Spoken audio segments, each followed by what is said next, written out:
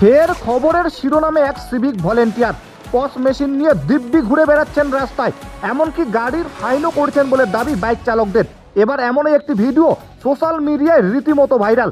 Social মিডিয়ায় video post করে এক বাইক চালক দাবি করছেন, আমার সমস্ত পেপার ঠিক রয়েছে, তবুও সিভিক ভলেন্টিয়ার ফাইন করেছেন। তবে প্রশ্ন উঠছে, একজন সিভিক ভলেন্টিয়ার কি করে পস মেশিন নিয়ে ঘুরে বেড়ান, যেখানে এই মেশিন থাকার কথা একজন পুলিশ আধিকারিকের হাতে। এমনই একটি ভিডিও সোশ্যাল মিডিয়ায় ছড়িয়ে পড়তে হইচই পড়ে গিয়েছে গোটা নেট দুনিয়ায়।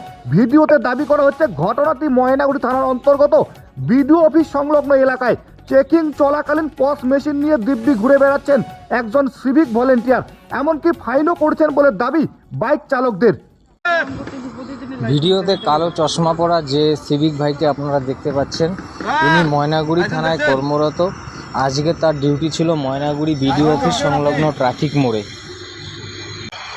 আমার বাইকের ড্রাইভিং লাইসেন্স, বাইকের সব পেপারস আপডেট থাকা সত্ত্বেও আমার বাইকে এই সিভিক ভাই এটি ফাইন দিয়েছে। তার হাতে দেখুন মেশিন আছে।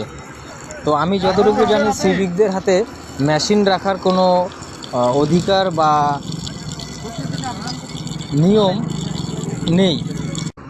তো আমি ময়নাগুড়ি থানার সমস্ত অফিসারদেরকে আমি অনুরোধ করছি যে আপনারা নিজে দেখে সঠিক কাজ করুন, সঠিক ফাইন লাগান, মানুষকে এভাবে বিভ্রান্ত করুন।